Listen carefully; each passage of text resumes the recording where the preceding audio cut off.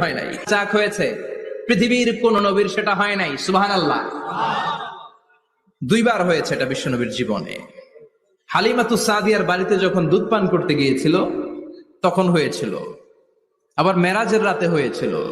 উম্মে হানির ঘর থেকে চলে সাইয়েদনা জিবরাইল বিশ্বনবীকে হাতিমে কাবায় কি বললো? হ্যাঁ, কত বড় সাহস দেখছেন, কি বললো? উম্মে হানির ঘর থেকে, আবার শুনি। মেরাজের রাতে হয়েছিল। উম্মে হানির ঘর থেকে চলে, আচ্ছা, উম্মে হানির ঘর থেকে বললো। মিজানুর রহমান আজহারী বলল উম্মে হানির ঘর থেকে। মিজানুর রহমান তো একজন মিথ্যুক ধোঁকাবাজ নাকি? মুনতাসির বলেন তো একটু। আচ্ছা, আমরা তো ছিলাম হাসান আলী গাহিরের আলোচনা। আপনি মিজানুর রহমান আজহারী একজন মিথ্যুক ধোঁকাবাজ নাকি ধোঁকাবাজ না? ওরে গিয়ে কি থাপ্পড় দিচ্ছেন ওর কানের আমরা তো নিচে? মিজানুর রহমান আজহারী কি ইসলামিক রেফারেন্স? মিজানুর রহমান আজহারী যে এই কথাটা বলছে, মিজানুর রহমান আজহারীর মিজানুর কানের রহমান নিচে আজহারী কি কি? ইসলাম? আচ্ছা, আবারও ব্যাকসেজে পাঠাইলাম। মিজানুর রহমান আজহারী ইসলামের রেফারেন্স না, ঠিক আছে?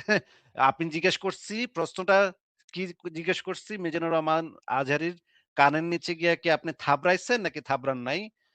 না থাবড়াইলে অন্তত চিঠি লিখছেন একটা যে মিজানুর রহমান আজহারী তুই বেটা মিথ্যা কথা কস কেন? হ্যাঁ? আমাদের নবীরে নিয়া মিথ্যা কথা কস কেন? এইটা তো অন্তত লিখছেন আপনি।